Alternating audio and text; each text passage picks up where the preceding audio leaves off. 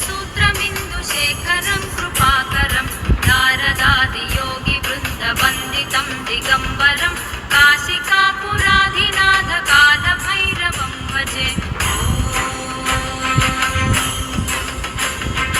भानुकोटिभास्वरं भवाब्धितारकं परं नीलकण्ठमीप्सितार्थदायकं त्रिलोचनं कालकालमम्बुजाक्षमक्षशूलमक्षरं काशिकापुराधिनाथकालभैरवं भजे।